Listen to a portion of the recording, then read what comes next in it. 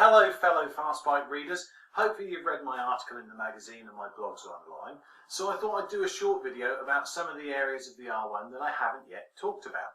So if you come online looking for some funny cat videos, you need to take a good look at yourself.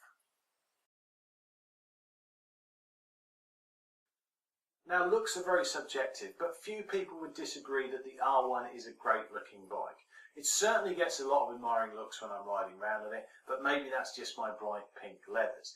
Now the tank is sort of long and low in a slightly retro way, but that works really well with the modern features like the big aggressive nostrils and the very cool lights.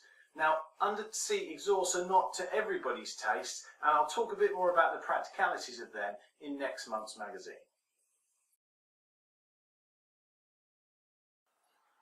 Now the clutch action is light and the slipper clutch is superb.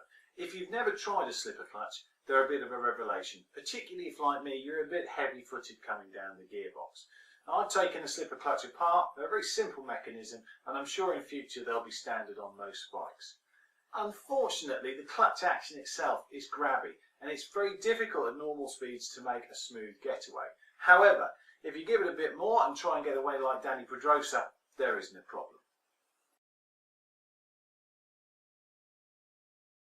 Now there isn't too much I can tell you about the brakes, which is a good thing. Being a GSXR owner, they're a bit of a revelation. The lever's always nice and firm and there's plenty of feel and power. If you put some nice soft pads in there and some braided hoses, they'd be absolutely awesome. Now the engine's got 3 mapping modes which you can adjust by a switch on the right handlebar.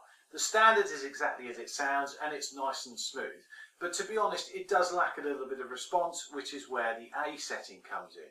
When you do that the bike really comes alive.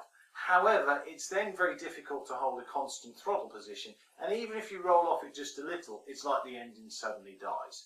The B setting, well, that just cuts the power, and I've used it in the wet and it did its job.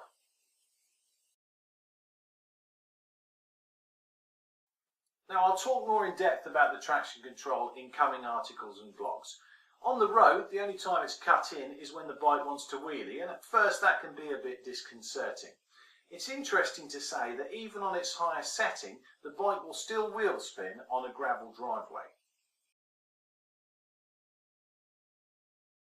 Right, that's enough for me for now. You'll hear more about the bike in my coming articles and blogs, so keep an eye out for those. Now the sun is shining, it's a beautiful day, and I've got somebody else's brand new bike to wazz around on. So I'll catch you soon.